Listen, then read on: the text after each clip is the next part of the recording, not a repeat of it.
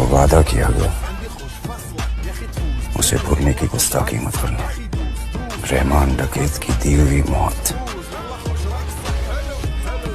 बड़ी कसाईनुमा होती है।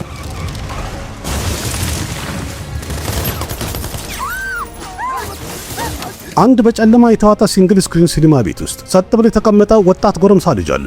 ቀና ብሎም ወደ ስክሪኑ ባየ ሰዓት 1 ቢሊዮን የህንድ ሩፒ ያወጣ በጣም ምርጥ ፊልም እየታየ ነበር። ፊልሙም ተመልካቹ በጣም ስላስደሰተው ሙሉ ሲኒማ ቤቱ በጭብጨባ እየተቀወጠ ነበር። ሁሉም በፊልሙ ተደስቶ እያጨበጨበ ያለ ያ ወጣት ጎረምሳ ግን የደም እንባ እያለቀሰ ነበር። ምክንያቱም በሲኒማ ስክሪን ላይ የሚታየው በቢሊዮን ብር የወጣበት ታሪክ ይህ ወጣት ጎረምሳ ራሱ የጻፈው ታሪክ ነበር። ፊልም ሰሪዎቹም ክሬዲት ሳይሰጡት ገንዘብም ሳይከፍሉት ኢንዱስትሪ ውስጥ ያለ ኃይለኛና አቅም ያለው ፕሮዳክሽን ሃውስ በጣም በብልጠት የሱን ታሪክ ሰርቆት ነበር ፊልም የሰራው። ግን ታሪኩን የጻፈውን ጎረምሳ ማንነቱ እንዳይታወቅ እንኳን በጨለማ ውስጥ ጠፍቶ እንዲቀር አድርገውት ነበር። अगर मैं अपने देश अपने भाइयों के लिए अब नहीं लड़ा तो मैं अपनी नजरों में फर्जी बन के रह जाऊंगा और वैसे मैं जी नहीं पाऊंगा सर।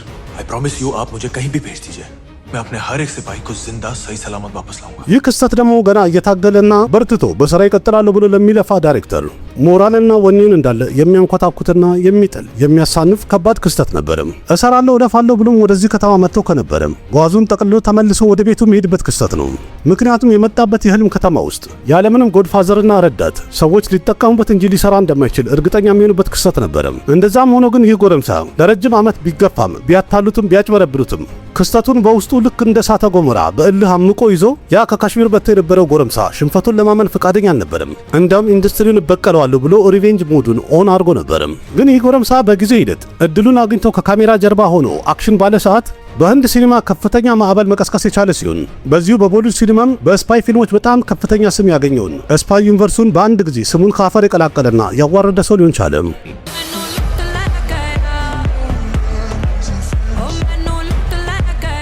ለዚህ ዳይሬክተር ትክክለኛ ሽልማቱ ወይም አዋርዱ ቦክስ ኦፊስ ላይ ፊልሙ 500 ከሮር መሰብሰቡ አይደለም። እንዲያም ፊልሙ በተመረቀ ሰዓት ላይ የወታደር ቤተሰቦች አጠገቡ መጥተው አመስግነውት ያሉትም እስከዛሬ ድረስ በፊልም ላይ የኛ የወታደሮችን መስዋዕትነትም ሆነ የቤተሰቦችን ህመም በትክክለኛና በእውነተኛ መልኩ እስከዛሬ ድረስ ሲኒማ ላይ ያሳየን አንድ ዳይሬክተር አልነበረም ብለው አመስግነውት ነበር። ከዛሬ ላይ ደግሞ 16 17 ዓመት ወጣት ጎረምሳዎች በሜሴጅ ቴክስት አድርገው ይላኩለት ያንተን ፊልም ካየን በኋላ እኛ ሙሉ ህይወታችንን ለኢንዲያን አርሚ ለማስረከብ ፈቃደኛ ሆነናል፣ ደስ ብሎናል ብለውታል።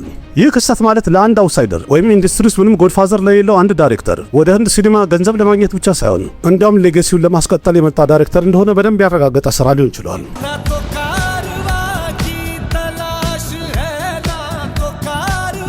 ለዛሬ ቦሊውድ ፕሮፋይል በተሰኘው ፕሮግራም በአሁኑ ሰዓት ላይ በጣም ሰርች የተደረገ ማንነቱ እየተጠየቀ ያለውን አስደናቂን ዳይሬክተርና ፊልም ሜከር ታሪክ ይዤላችሁ የመጣው ሲሆን ኡሪ ዘ ሰርጂካል ስትራይክ በተሰኘ ፊልም ስራውን አንድ ብሎ የጀመረ ሲሆን በመቀጠል ደግሞ ሜጋ ብላክባስተር የሆነውን ዱረንደር የተሰኘውን ፊልም ለህንድ ሲኒማ በማበርከት የህንድ ሲኒማ ጠቅላላ ግራመሩን ብትንትን አደረገ ቀያየር የተባለ ዳይሬክተር መሆን የቻለውን ነው። የዛሬ እንግዳችን ማስተር ብላስተር ዳይሬክተር የተባለውን አዲቲ ደር ነው። በዚህ ቪዲዮ የምናየው የ12 ቀን እብደት እንዴት ብሎ የ400 ከሮር ማዕበል ሊቀሰቅስ እንደቻለ እናያለን። በዛውም ደግሞ ምንም ስታንትማን ሳይኖረው 12 የመንገድ መብራቶችን ተጠቅሞ ናሽናል አዋርድ ማሸነፍ የቻለ ምርጥ የጦርነት ፊልም እንዴት ብሎ ሊቀርጽ ቻለ፣ ሊያዘጋጅ ቻለ የሚለውንም እናያለን። በዛ ላይ ደግሞ ዱረንደር በተሰኘው ፊልም ላይ በህንድ ታሪክ አሰቃቂ የተባለው የሽብር ጥቃት 26/11 በደረሰ ሰዓት ተቀድቶ የነበረውን ትክክለኛ የድምጽ ቅጂ ለተመልካቹ በማሰማት በህንድ ሲኒማ ስፓይ አክሽን ትሪለር ፊልም መሰራት ካለበት በምን ደረጃ መሆን እንዳለበት በደንብ ማሳየት የቻለ ዳይሬክተር ተብሏል። रहमान डकैत की दी हुई मौत बड़ी कसाईनुमा होती है። ዘና ፈታ ብላችሁ ተቀምጣችሁ ይህን ታሪክ ተከታተሉ። ምክንያቱም አንድ አውትሳይደር ወደ ፊልም ኢንዱስትሪ ከተቀላቀለ በኋላ ላብና ደሙን በማፍሰስ የሰራቸው ፊልሞች ሁሉም በሚባል ደረጃ ተመልካቹ ፊልም ሳይሆን እውነተኛ ታሪክ እያየ እንዳለ በደንብ እንዲሰማው ማድረግ የቻለ ድንቅ ዳይሬክተር ሆኗል። ውድ ቤተሰቦች የዛሬ ታሪካችን የሚጀምረው ሴፕቴምበር 5 2006 ላይ ነው። ህልሙን ለማሳካት ሲል አዲቲ ከካሽሚር ተነስቶ ሙምባይ ውስጥ የሚገኘው ሺቫጂ ባቡር ጣቢያ እግሩን ማስገባቱ ነበረ። ግን የሱ እዚህ ከተማ ውስጥ መገኘቱ ራሱ ከተአምር የሚተናነስ ነገር አይደለም። ዋና ምክንያቱ ደግሞ አዲቲ ገና ከልጅነቱ ዲስሌክሲያ የተባለ የአእምሮ ህመም አለበት። ይህ የአእምሮ ህመም ማለት ለአንድ ሰው ቃላትን የመለየት እነዛ ቃላቶችን ገጣጥሞ ማንበብ እና በትክክል መረዳቱ ተራራ ከመፍለጥ እኩል ይሆንበታል የሚባል የአእምሮ ህመም ነው። ዛሬም እንኳን ለአዲቲ አንድ ሰው እስኪ ስክሪፕቱን 2-3 ገጽ አንብባ አሰማኝ ከተባለ ወይም ሰው አንብብልኝ ብሎ ቢጠይቀው ይሄን ለማድረግ አንድ ሙሉ ቀን ይፈጅበታል። ግን በሌላ በኩል ጤነኛ ለሆነ ለኖርማል ሰው የትንሽ ደቂቃ ስራ ነው። ይህም ማለት እንግዲህ ይህ ግለሰብ ማንበብና መጻፍ በጣም ትልቁ ድክመቱና ችግሩ ሆኖ ሳለ ያ ሰው ራሱ ስክሪፕት የመጻፍን ስራ እንጀራዬ ብሎ ሊሰራ መጣ ቢባል እና እንደዚህ ስራ ሰራለሁ ብሎ ወሰነ ቢባል ይህ በራሱ ተአምራዊ የሚባል አካሄድ ነው። በእርግጥ ከድሮ ጀምሮ ትምህርት ላይ ደካማ ነበረ። ክላስ ውስጥም ባሉ በተለያዩ ፈተናዎች ሁልጊዜ መጨረሻ ነበር የሚወጣው። ቤተሰቦቹም ቢሆኑ ደግሞ ካሽሚር ውስጥ የሚገኙ የፓንዲት ዘር ያላቸው ናቸው። በምንም አይነት መልኩ ከፊን ቤተሰብ ጋር የተገናኙ አልነበሩ። ሁልጊዜ ቤታቸው የተለያየ ክላሲካል ሙዚቃ ፕሮግራም ይዘጋጅ ነበረ። የከተማም ትልልቅ ሰዎች ይጋበዙና የተለያዩ ጨዋታዎች ይደረግ ስለነበረ ትልልቅ አርቲስቶች ይመላለሱ ነበር ቤቱ። ምናልባትም ያ ከልጅነቱ ያየ የነበረው አርቲስቲክ የሆነ ዓለም በውስጡ ስለነበረ እሳቱም ውስጡ ተቀስቅሶ ስለነበር በልጅነቱ እንዲጠፋው አላደረገውም። मतलब आप पीओके और अक्षय जिनको भारत देश का हिस्सा नहीं मानते, क्या बात कर रहे हैं आप? जान दे देंगे उसके लिए। ስለዚህ ካደገ በኋላም ራሱን ከአርት ጋር አብሮ ለመጓዝ የወሰነበት ሁኔታ ነበር ማለት ነው። አዲቲ ወደ ሙምባይ ከመጣ በኋላ ልክ ማንኛውም አውትሳይደር እንደሚቸገረው በጣም መራራና አስቸጋሪ ጊዜዎችን አሳልፏል። ራሱ በጣም ተቸግሮ የጻፋቸውን የተለያዩ ታሪኮችን ይዞ ትልልቅ ስቱዲዮችና ፕሮዲውሰሮች ጋር ሁሉ ጊዜ ይዞር ነበር። የፊልሞቹ ኮንሰፕት ምን እንደሆኑ ለነሱ ነሬት እያደረገ እየተረካ ያሰማቸው ነበር። ያናገራቸው ስቱዲዮችም ብዙ ጊዜ ከነጭራሹ ያንተው ስራ አንፈልግም ብለው ገፍትረው ያባሩት ነበር። ግን ደግሞ ያ የነገራቸውን ታሪክ ከትንሽ ጊዜ በኋላ እነዛ ስቱዲዮች 1 ቢሊዮን የህንድ ሩፒ አውጥተው ፊልሙን ድምቅ አድርገው ይሰሩና የፊልሙ ደራሲ ሌላ ሰው ነው ብለው ስም ይጽፉ ነበር።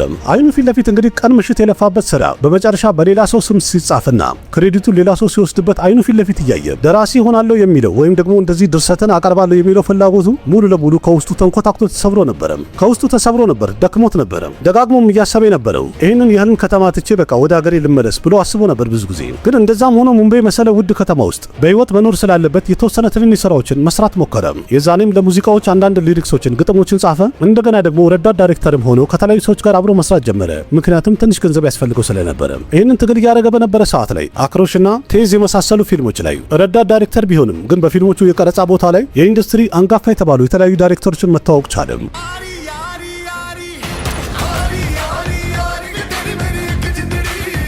እነሱም ደግሞ አዲቲ በውስጡ ያለውን ትክክለኛና ኦሪጂናል ብቃትና ትግሉን በደንብ ተረድተው አበረታተውታል የተባሉት ናቸው። እነሱም ደግሞ ቪሻል በረድዋጅ፣ ፕሪያደርሸን እና አረቢንዳ የመሰሉ የሲኒማው ዓለም አንጋፋ ሰዎች የአዲቲ ድንቅ ስራውን ካዩ በኋላ ያሉትም አንድ ቃል ነው። ታውቀዋለህ፣ ግን በውስጥህ እኮ በጣም ለየት ያለ ችሎታ አለ፣ ብቃት አለ።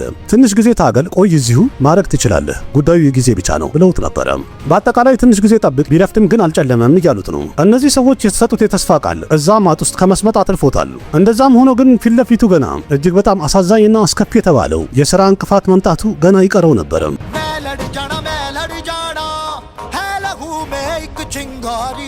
ቦሊውድ ውስጥ አንድ አባባል አለ። ያንተ ስራ ትንሽ ከተጦለበ ወይም የሆነ እርግማን ከደረሰብህ ምንም ያህል ብትጥር ብትታገል መቼም ቢሆን ያንተ ስራ መስመሩን ይዞ ቀጥ ብሎ ወደ ህዝብ ጋር መድረስ አይችልም ይባላል። አዲቲ ደርም ቢሆን ይሄ ጉዳይ ለዓመታት ሲያጋጥመው የቆየ ነገር ነበረ።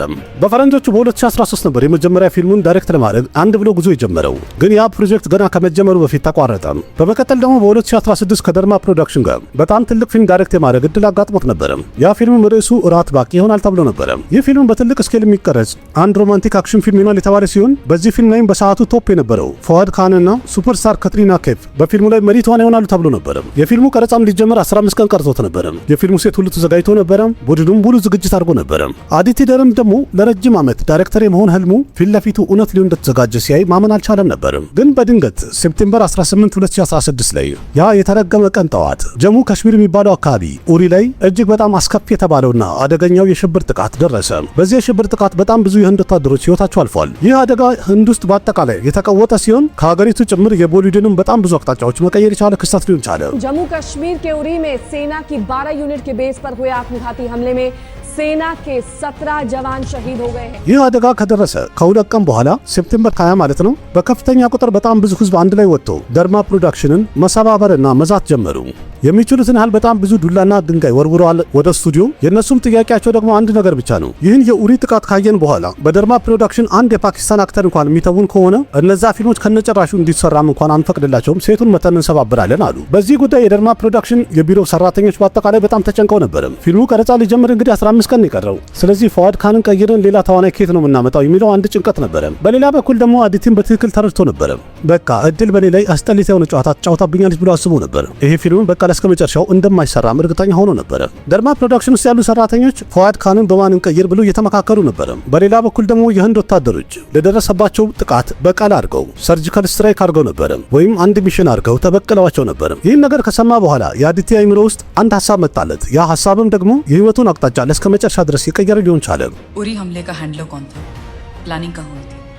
मैडम हमें कुछ नहीं पता, हम तो बटमालों में अखरोट का बिजनेस करते हैं। ज्यादा नाटक किया ना, तो तेरे अखरोट तेरे मुंह से बाहर निकाल दूं। አዲቲ በእርግጥ ውልደቱና እድገቱ ካሽሚር ውስጥ ስለሆነ እዛ ያሉ ወታደሮች ቀን ምሽት በምን አይነት ስጋት እንደሚኖሩ በደንብ አይቷቸዋል። ቀረብ ብለው እንኳን በሚያናገሯቸው ሰዓት እዛ ያሉ ወታደሮች አሸባሪዎቹ ምንም ነገር ቢያደርጉንም ግን ለነሱ መልስ ለመስጠትና እነሱን ለመበቀል መቼም ቢሆን ከበላይ አይፈቀድልንም ሲሉ ይሰማቸው ነበረ። በመጨረሻም ግን የህንድ መንግስት ፈቅዶላቸው ሰርጂካል ስትራይክ አድርጎ ነበረ ወይም በሚሽን ተበቅለዋቸው ነበረ። ይህን ነገር በሰማ ሰዓት ላይ አዲቲ ደርም በውስጡ አንድ ሀሳብ ተቀሰቀሰለት። उन्हें कश्मीर चाहिए और हमें उनका सर।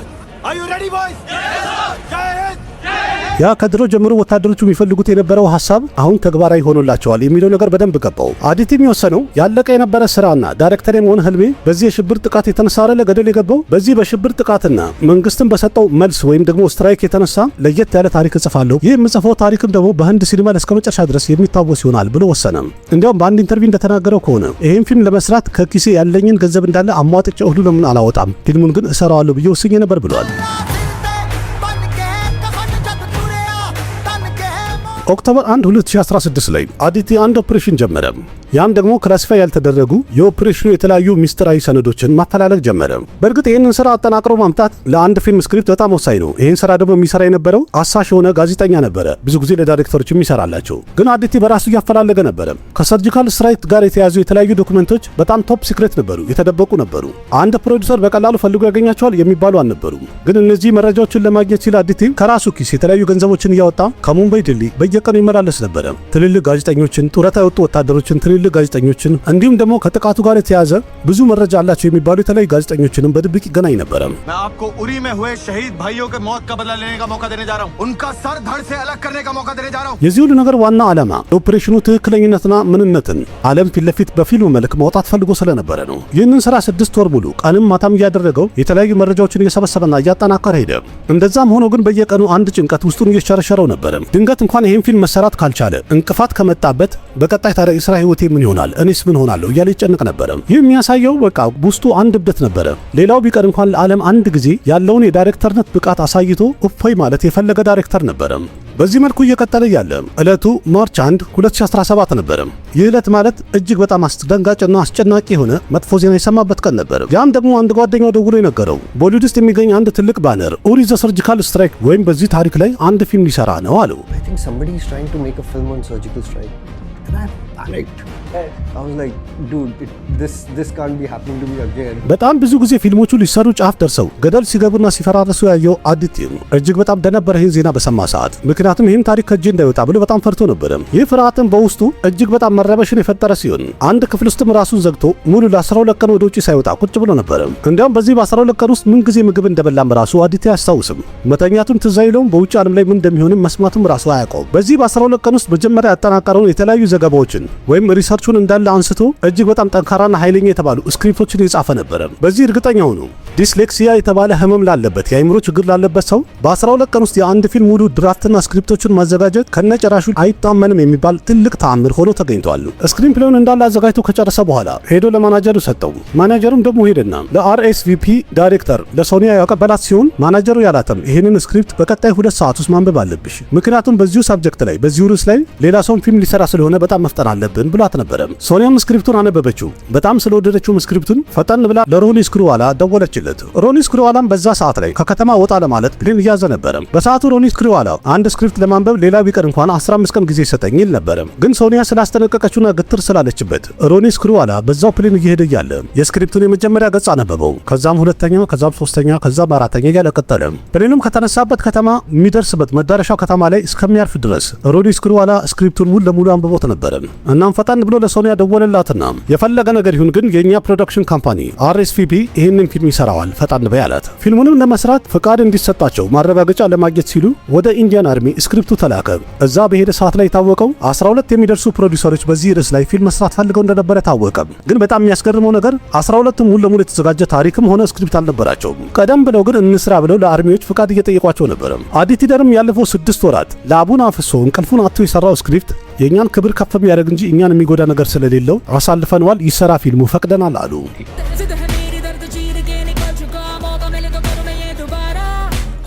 ግን ደግሞ ስክሪፕቱ ማለፉ ገና ግማሽ ስራ ነው። ዋና ፈተና የሚጀምረው አሁን ነው። ምክንያቱም ማንነቱ የማይታወቅ አንድ ዳይሬክተር ገና ከጅምሩ ከበድ ያለ የጦርነት ፊልም ሊሰራ ነው። ለዛውም ደግሞ ብዙ በጀት የለውም፣ በጣም ጥቂት በጀት ይዞ።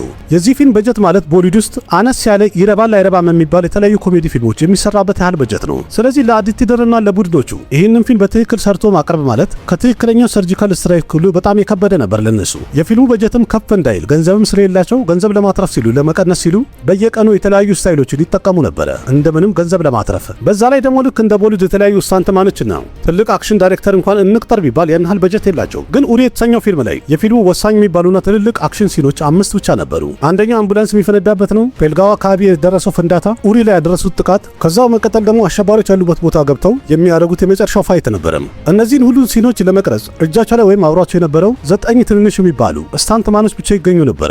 मेरे घर में घुस के मेरे भाइयों को मारा था ना, आज मैं तेरे घर में घुस के तेरे भाइयों को मार रहा हूँ। इंडियन आर्मी कहते हैं उन्हें। በጣም የሚገርመው ነገር ፊልሙ በሚቀረጽ ሰዓት ላይ እነዚህን 9 ሰዎች ናቸው ደጋግመው የተጠቀሙባቸው። አንዳንዴ ጭንቅላታቸው ላይ ሻሽ ሲያስሩላቸው፣ አንዳንዴ ደግሞ መልካቸውን ጥቁር ነገር እየቀቡ ሲቀይሯቸው፣ አንዳንዴ ደግሞ የተለያዩ ጺም እያደረጉላቸው ካሜራ ፊት ለፊት ያቆሟቸው ነበር። ተመልካቹም እስከ መጨረሻው ድረስ ያላወቀው ኡሪ ዘ ሰርጂካል ስትራይክ የተሰኘው ፊልም የፓኪስታን አሸባሪ የሆኑትም የህንድ ወታደር የሆኑትም ከፊት ቦታውን ይዘው የተጫወቱት እነዚህ 9 ሰዎች እንደሆኑ ከነጨራሹ አላወቁትም፣ አልባነኑባቸውም። यूके में घुसना तो आसान होगा, लेकिन मुश्किल होगा अटैक के बाद वहां से वापस आना। I understand sir. ግን ደግሞ ይሄ ብቻ አይደለም። የፊልሙ የተለያዩ ወሳኝ የተባሉ ሲኖች መቀረጽ ያለባቸው በማታ በድቅድቅ ጨለማ ነበረ። ፕሮዳክሽን ሃውሱ ደግሞ ለዚህ ፊልም ከፍ ያለ በጀት አልመደበም ነበርም፣ ወይም ለየት ያለ ትልልቅ ላይቶችን ከነጨራሹ ገዝቶ ማቅረብ አይችልም። ግን እነሱ አሁንም በድጋሚ ጭንቅላታቸውን ተጠቀሙና የሰሩት ስራ በፊልሙ ታሪክ ላይ ሌላ ተአምር ሊሰራ ቻለ። አዲቲቭ ለቡድኖቹ ነገራቸውና 12 የመንገድ መብራቶች እንዲዘጋጅ አደረገ። ምሳሌ ፊልሙ ቀረጻ ኤ ሴት ላይ በሚደረግ ሰዓት ላይ 12ቱን ይደረድሩና ቀረጻውን ያደርጋሉ፣ ራቅ አድርገው ማለት ነው። ከዛ ሴት ቢ ላይ ደግሞ ቀረጻ ሲደረግ በድጋሚ ያንን ነቅለው አምጥተው እዚህኛው ቢ ሴት ላይ በማድረግ መልሰው ቀረጻውን ያደርጉ ነበረ። ጭንቅላታቸውን ተጠቅመው በእነዚህ በ12 የመንገድ መብራት የተቀረጸ ፊልም የላይቶቹን ብርሃን በጣም ለየት ያለ ስለነበረ በአገር ውስጥ 250 ከሮር መሰብሰብ የቻለ ሲሆን ይህ ፊልም በዓለም አቀፍ ደረጃ ደግሞ 400 ከሮር በመሰብሰብ በሆሊውድ ላይ እስከ መጨረሻ ድረስ የሚታወስ ስሙን መትከል ቻለ። ይህ በፊልሙ ላይ የተጠቀመው ዳያሎግ ብቻ ሆኖ አልቀረም። ከዚህ ፊልም በኋላ በመላው ህንድ ውስጥ ልክ እንደ ብሔራዊ መዝሙር ሲደጋገም የነበረ ቃል ነው። ይህ ፊልም ስኬታማ ከሆነ በኋላ ኢንዱስትሪ ውስጥ ሁልጊዜ እንደምናየው ከትልቅ ፕሮዳክሽን ሃውስ ጋር መስራት ነበረበት፣ እንዲሁም ትልቅ ዳይሬክተር እንደሆነ ሊመሰከርለት ይገባ ነበረ። ምክንያቱም እሱ እንደፈለገው አድርጎ ማንኛውም ፊልም መስራት እንዲችል ይፈቀድለት ነበረ። በቀጣይም እሱ መርጦት የነበረው ፕሮጀክት በህንድ ሲኒማ ታሪክ ትልቅ ለውጥ ይፈጥራል ተብሎ ወደፊት ተስፋ የተደረገበትና አዲስ አቅጣጫ ይቀርጻል የተባለ ፊልም ነበረ።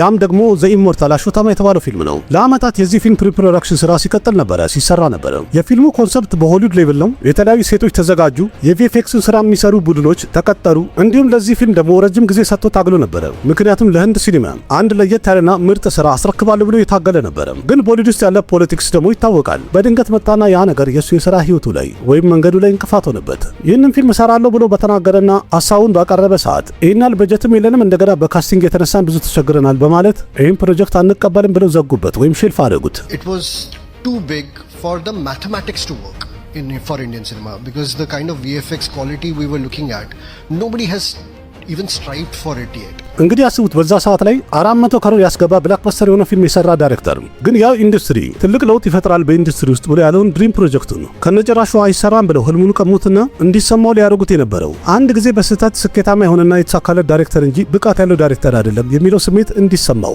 ወደ ኋላ የገፉት ዳይሬክተር ነበረ። ይህም ማለት ኢሞርታል አሾታማ የተባለ ይህን ያህል በትልቅ ስኬል የሚሰራ ትልቅ ፊልምን ዳይሬክት የማድረግ ብቃት የለህም እያሉት ነበረ። ኢንዱስትሪ ውስጥ ያሉ በጣም ብዙ ውስጥ አዋቂዎች ብለውት እንደነበረ ወይም እንደተናገሩት ከሆነ ይህ አስደንጋጭ ክስተት አዲቲ ደርን ሳይኮሎጂካል በጣም ስለሚጎዳው ከዚህ በኋላ ምንም አይነት ፊልም ላይ አናየውም ብለው ነበረ። ግን እነሱ የረሱት ነገር ይህ ሰው ማለት የ12 ቀን እብደቱ ኡሪ ዘ ሰርጂካል ስትራይክ የመሰሉ ፊልምን በአጭር ጊዜ ጽፎ እንዲጨርስ ያደረገ ብቃት ያለው ሰው እንደሆነ ረሳው ነበረ። ኢሞርታል አሾታማ የተሰኘው ፊልም ሼልፍ ስለተደረገ እሱ ከነጨራሹ ከውስጡ አልተሰበረም ነበር። እንዲያውም በውስጡ የበቀል እሳት በጣም እየተቀጣጠለ ስለነበረ በሰዓቱ ምሎ ነበር ማለት ይቻላል። ምን አይነት ማስተርፒስ የሆነና አስገራሚ ታሪክ ሰርቻ ያሳያችኋለሁ። ቦሊውድ ላይ ሁሉም የሚያከብረውን ይህም ማይረባውን ስፓይ ዩኒቨርስን ስሙን እንዳለ የሚያዋርድና ማንነታቸውን የሚያጋልጥ አንድ ስፓይ ዩኒቨርስ ራሴ ክሬት አደርጋለሁ ብሎ ያሰበ ይመስላል። ይህ የበቀል እሳትና ምርጥ ዳይሬክተርነት ብቃት አንድ ላይ ተቀላቀለና በመጨረሻ ተጨምቆ ወጣው ሙሉ የህንድ ሲኒማን በአንድ ጊዜ ያንቀጠቀጠው ፊልም ሊሆን ቻለ። ያም ደግሞ ዱረንደር ነው። والله خوش رقصة يا أخي دوس دوس عندي خوش فصل የዱረንደር ፊልም ስክሪፕቱንና ምን እንደሚመስል ስክሪን ፕሌዩ ወይም ቪዥኑ በተነገራቸው ሰዓት የፊልሙ ተዋናዮች እንዳለ በጣም ደንግጠው ነበር። ምክንያቱም ሁሉም አምኖ የነበረው ቦሊውድ ስፓይ ትሬለር ፊልም በሰበብ እንደዚህ የማይረባና መሬት ላይ ያለ ታሪክን ማንም የሚያይልህም የለም የሚሰራም አይገኝም ብለው ነበር። ምክንያቱም አንድ ሰላይ ካሜራ ፊት ለፊት መነጽር አድርጎ ካልጨፈረ ምንም ሳይቆስልም ደግሞ በሚሊዮን የሚቆጠሩ ሰዎችን ደብድቦ ካልሄደ ማንስ ያያል እያሉ ነበር። ግን አዲስ ቲደር የነበረው ፍላጎቱ ወይም ዓላማ የነበረው ዚሮ ዳርክ ሰርቲና አሜሪካን ጋንግስተር የመሳሰሉ ፊልሞች እንዳላቸው ይዘት እውነትን ያዘና ዳርክ ይዘት ያለው ለየት ያለ ፊልም ለየት ባለ ፕሬዘንቴሽን ወይም ያቀራረብ መንገድ ለተመልካቹ ማሳየት ፈልጎ ነበር። ለዛውም ደግሞ ይህ ፊልም 3 ሰዓትና 3 ተኩል ያህል ርዝመትም ኖሮት ተመልካቹ ግን ከወንበሩ ለመነሳትም እንኳን እድል አልሰጠውም ብሎ ስኖ ነበር። रहमान डकैत की दी हुई मौत बड़ी कसाईनुमा होती है। ዱረንደር ፊልም ላይ እያንዳንዱ ሐሳቡን በቻፕተር የገለጸበትን መንገድ ብንል፣ የፊልሙን ገጸ ባህሪዎችን ያስተዋወቀበትና ነሬት ያደረገበት መንገድ ብንል፣ በዛ ላይ ደግሞ የፊልሙን ታሪክ በህንድ ግዛቱ ሳይሆን በጠላት ግዛት ውስጥ መሰረት ማድረጉ ይሄ በራሱ ለህንድ ሲኒማ በጣም ለየት ያለ ነገር ነበር።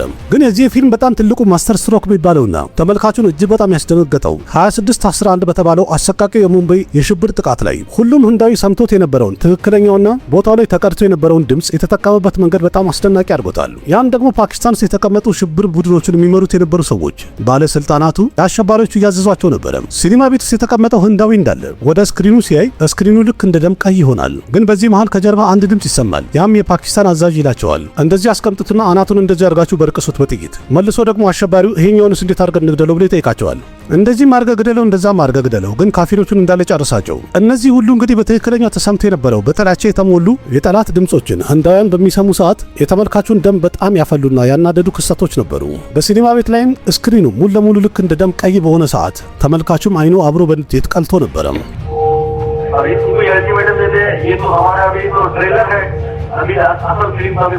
አዲስ ቲደር በፊልሙ ላይ የተጠቀመው ብዙ ፊክሽን አልነበረም። ያንን ሁሉም የሚያውቀውን ትክክለኛውን ክስተት ከፊልሙ ታሪክ ጋር በትክክለኛ ቦታና በትክክለኛው ሰዓት ላይ አስገብቶ በሚገርም የሲኒማ ጥበብ አሳምሮታል የተባለ ስራ ነው። ይህን በማድረጉ የተነሳም ቦሊውድ ውስጥ እስከዛሬ ድረስ ስናይ የነበረው ስፓይ ትሬለር ይዘት ያላቸው ፊልሞች እንዳለ ካርቱን ፊልሞች ሆነዋል እስከሚሉ ድረስ አድርሳቸው ተመልካቾቹ። የአዲስ ቲደር ይሄ ሁሉ የትግል ጊዜው የሚያሳየን አውትሳይደር ሆኖ ከውጭ የመጣ ልጅ ሆኖ ግን የዱረንደርን ይህናል ትልቅ ስኬት ከታየ በኋላ በደንብ ግልጽ አድርጎ የሚያሳየን ማንኛውም ሰው ለዓላማው ከጸናና በደንብ ከታገለ ከለፋ ከፍተኛውን የስኬት ደረጃ ሊያገኝ እንደሚችል በደንብ የሚያሳይና የሚያስተምር ታሪክ አስቀምጦልናል። የታሚልናዱ ድንበሮች ላይ ሄዶ 50 ዲግሪ ሴልሺየስ ሙቀት ያለበት አካባቢ ደርሶ የፊልሙ ዳያሎግ ራይተር ሆኖ ጽሁፉን ብቻ አልነበረም የላከላቸው፣ እንዴት አድርገው ዳያሎጋቸው መናገር እንዳለባቸው ቦታው ላይ ደርሶ አሲስት እያደረጋቸው ነበር። በላፕ ተጠምቆም ፊልሙ ቀረጻ እስከሚያበቃ ድረስ ግራ ቀኝ አብራቸው ሲዞር ነበረ፣ ሲንገላታ ነበረ። ይህን ያደረገበት ዋና ምክንያት ደግሞ ውስጡ ያለው ቪዥንን በትክክል ሲኒማው ላይ ወይም ስክሪኑ ላይ መውረድ እንዲችል በካሜራ ካፕቸር መደረግ እንዲችል የራሱን ትግል እያደረገ ነበረ። በእርግጥ መጀመሪያ አካባቢ ላይ ሮቢንዳ የሚባለው ታዋቂ ፊልም ሜከር አዲስ ቲደርን ጠርቶት አንድ ነገር ተናግሮት ነበረ። ዛሬ ዱረንደር እንደዚህ በጣም ስኬታማ ከሆነ በኋላ ሲታይ የሮቢንዳ ንግግር ስኬቱን እንዲያውም ቀደም ብሎ ተንብዮታል የሚባል ያህል አስብሎታል። አዲስ በስራ ህይወት እዚህ ኢንዱስትሪ ውስጥ በጣም ብዙ ሰዎች ጀርባ ይሰጠዋል፣ ግን ያንተ ብቃትን ሳይ መናገር ይችላሉ። እነዚህ ጀርባ የሰጡ ሰዎች መጨረሻ ላይ በስኬት ጀርባህን ይመቱሃል። ብቻ ግን አንድ ነገር ተጠንቀቅ፣ አንተ መቼም ቢሆን በስኬት ወይም ስኬት አገኘው ብለን እንዳትቀየር ብሎት ነበረ። እሱ ምንም አልተቀየረም። ቦሊውድ ውስጥ ያለ እንግዲህ ይሄ ፌክ የሚባለውና አውትሳይደሮችን የሚገፉበትን ሲስተም እንዳለ አልተንበረከከላቸውም። እንዲያውም በልፋቱና ውስጡ በተቀጣጠለው የበቀል እሳት የተነሳ ዛሬ እሱ ፊት ለፊት ያ ሁሉ እሱን ሲገፋ የነበረ ሲስተም ፊት ለፊቱ እንዲንበረከክ አስገድዷል የተባለ ዳይሬክተር መሆን ችሏል። हिंदुस्तानी काफिर का सर काटकर मुशर्रफ के दस्तरखान पर रखा था मेजर इकबाल ने। አሁን ላይም ቢሆን አክሼ ከናና ሰንጀይ ደት የመሳሰሉ የኢንዱስትሪው አንጋፋ ተዋናዮች ይህ ዳይሬክተር በቀጣይ ዱረንደር 3ኛውን ክፍል እንኳን ቢሰራ አብራቸው ቢሰራ ደስተኛ ናቸው። ይህም የሚያሳየው በፊልሙ ዓለም ላይ አንዳንድ ካራክተሮች ቦክስ ኦፊስ ላይ ከፍተኛ ገንዘብ ለመሰብሰብ ብለው ይፈጠራሉ። ግን እንደ አዲስ ቲደር አይነት ዳይሬክተሮች በህንድ ሲኒማ ጊዜ የማይፈቀውና መቼም የማይረሳ ስራዎችን ማስቀመጥ የፈለገው ለዛውም ተምሳሌትነታቸው ለምዕተ ዓመታት የሚታወስም ይሆን። ያም ይመስላል ዛሬ እያንዳንዱ ህንዳዊ ውስጡን እየናጠው ፊልሙን ለማየት ረፍ አጥቷል። दोस्तों को अपने भाइयों को सलाम बोलना, कहना दावत पर इंतजार करें, आज बहुत सारे मेहमान भेजने वाले हैं। ውድ ቤተሰቦች የአዲስ ቲደር ትግል የበዛበት የማይታመን ጉዞ በአጠቃላይ ሲታይ ይህንን ይመስላል። ከብዙ ልፋትና ትግል በኋላ በመጨረሻም ጥረቱ ፍሬ አፍርቶ በጣም ስኬታማ መሆን የቻለ ምርጥ ዳይሬክተር መሆን ችሏል። የዛሬ ቪዲዮ እንዴት አገኛችሁት? በጣም ኢንስፓየር ያደርጋል፣ ያነሳሳል ብዬ ያቀረብኩት ነው። እናንተስ ምን ትላላችሁ? ስራዎቹ፣ ፊልሞቹ ሲታይ ከጀርባው ይህን ያህል ትግል ያለ አይመስልም አይደል? ያላችሁን ሐሳብ አስተያየት ኮሜንት ላይ ጻፉልኝ። ቪዲዮ ከተመቻችሁ ላይክ አድርጉ፣ ያላችሁን ሐሳብ አስተያየት በኮሜንት ግለጹ፣ ለጓደኞቻችሁ ሼር አድርጉ። ለቤቱ አዲስ ሆናችሁ ሰብስክራይብ በማድረግ ቤተሰብ ሁኑ። ልክ እንደዚህ ከህንድ ሲኒማ ጋር የተያዙ በጣም ብዙ መረጃዎችን በዚህ ዩቲዩብ ቻናል አንዳንድ እያልን እንቀባበላለን። አቅራቢያችሁ ቃሲም መካ ነበርኩኝ። በሌላ ምርጥ ቪዲዮ በድጋሚ እስከምንገናኝ ደህና ሁኑ። ባባይ